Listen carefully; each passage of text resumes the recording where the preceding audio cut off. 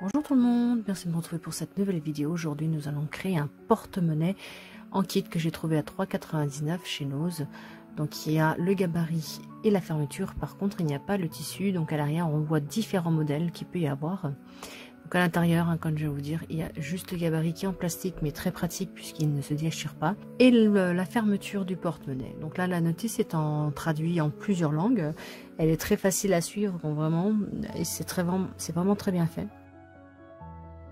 Donc là, on va commencer par justement placer le gabarit à l'envers sur le tissu extérieur. Alors, il faut savoir que moi, je le fais sur le tissu et la doublure. Il y a toujours deux choses. Il y a un tissu, donc celui-ci, c'est le tissu extérieur. Et après, vous avez la doublure que moi, j'ai mis en noir.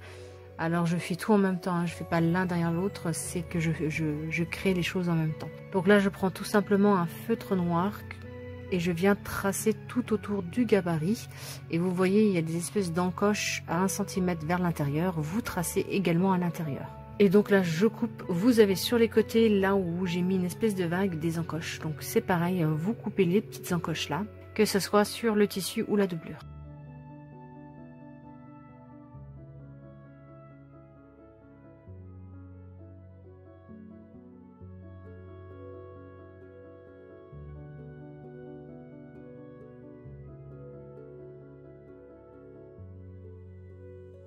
Pour la doublure qui est noire, moi j'ai pris un simple coton noir et je vais tracer au crayon doré puisque c'est ce qui ressort le mieux.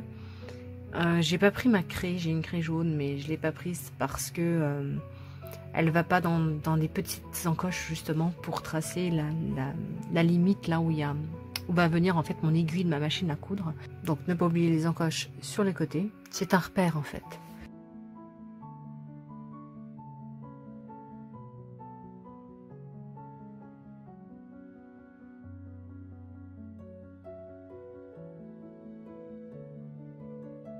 Donc voici comment ça se présente. Donc là on a le tissu et la doublure à l'envers. Donc maintenant on va monter les côtés. Voilà, pour donner la forme au porte-monnaie. Donc là c'est les côtés adjacents. Et on doit les coudre ensemble. Ensuite, comme vous voulez, là on doit tailler le côté et on ouvre les coutures au fer. Donc là je commence par la doublure. Je fais bien donc du bord à bord sur les côtés adjacents. Et je vais venir mettre plusieurs épingles afin de tenir le tout. Voilà, une fois que ça c'est fait sur les 4,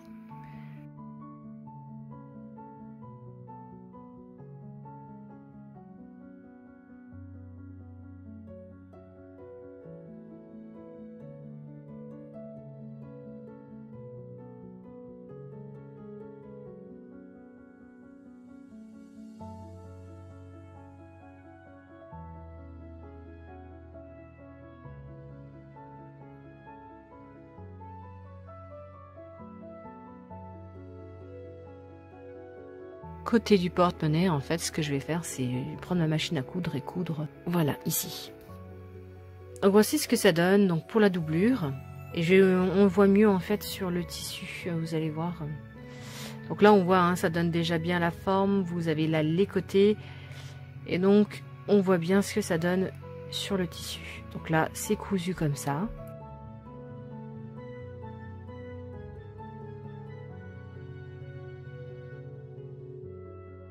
Ce que je vais faire, c'est de couper donc l'intérieur, hein, jusqu'à la délimitation intérieure, là où il y a l'encoche.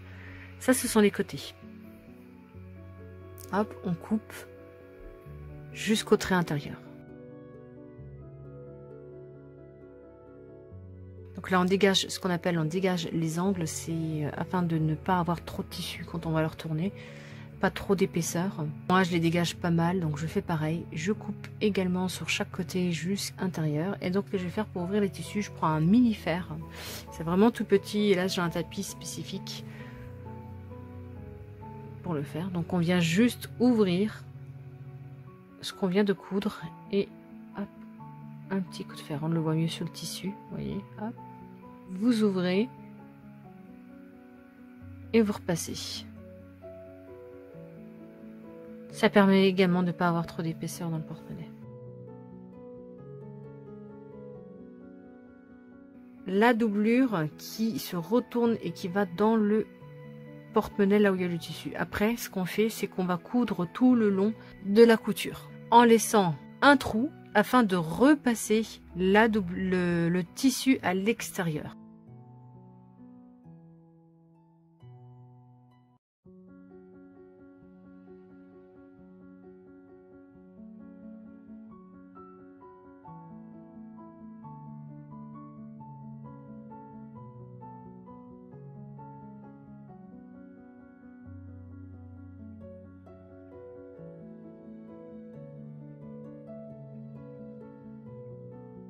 Donc là, on va revenir refermer le trou qu'on a fait.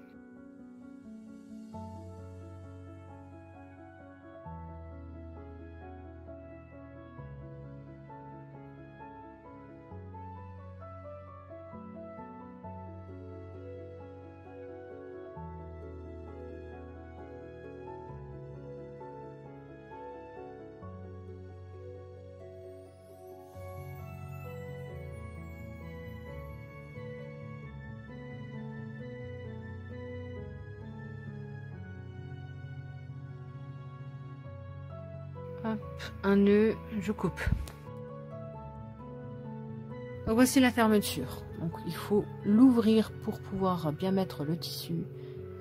Donc je vous avoue que le calage du tissu à l'intérieur de la fermeture, elle n'est pas si évidente que ça. J'ai mis quand même plusieurs longues minutes à tout caler.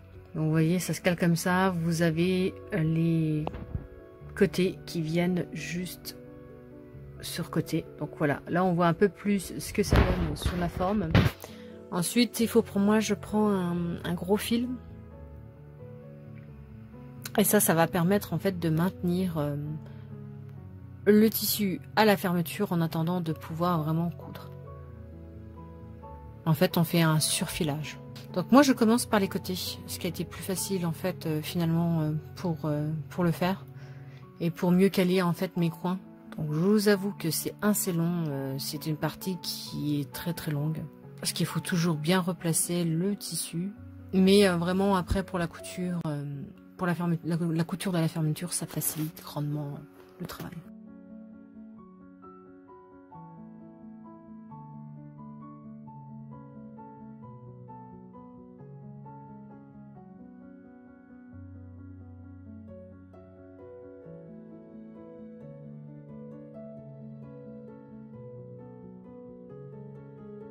Voici ce que ça donne, à peu près terminé. Il me reste là plus qu'un bout. Donc le maintien il est pas mal. Voilà, là je termine.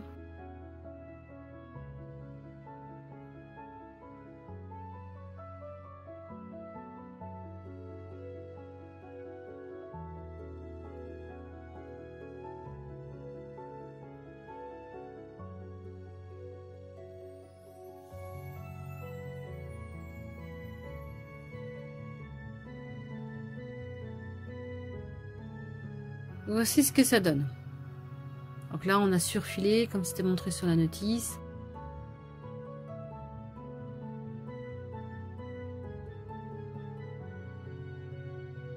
Donc maintenant, il n'y a plus qu'à coudre. Donc là, on voit que les côtés sont pris et tout. Donc là, c'est parfait. Hein. On peut passer à la couture. Donc voilà, donc en fait, il faut bien suivre la notice puisque comme vous voyez, on commence par le milieu par contre pour coudre. Donc moi là, je reprends un fil doré puisque la petite alise sur le tissu est en doré. Et donc là, attention, hein, on surfile pas, donc on passe pas par au-dessus de l'ouverture. On passe vraiment uniquement dans les petits trous. Hein. Vous passez un, vous revenez sur celui que vous venez de faire et ainsi de suite. En fait, vous revenez en fait rentrer le fil dans le trou qui est juste avant. Donc vous faites cela tout le tour. S'il n'y a pas assez de fil, qui vous manque du fil, c'est pas grave, vous faites un nœud et vous reprenez avec un autre fil, ça se verra pas. Donc vous voyez, hein, je passe absolument pas au-dessus de l'ouverture.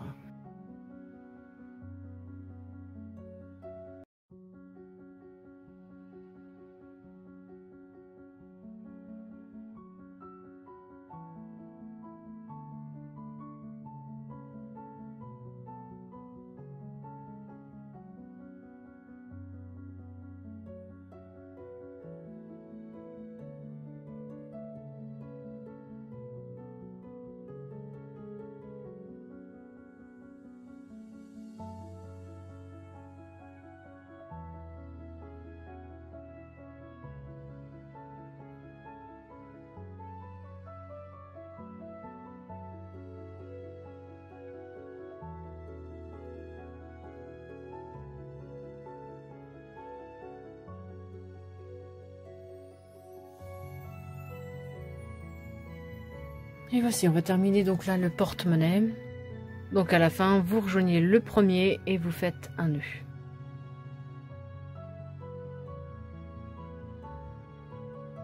Je prends un découseur, c'est pour enlever le surfilage que j'ai fait juste avant, donc c'est très pratique. Donc là, vous avez juste à casser les fils là où il y a au-dessus et vous tirez, ça s'enlève tout seul. Hein. Voilà, vous faites ça tout le long.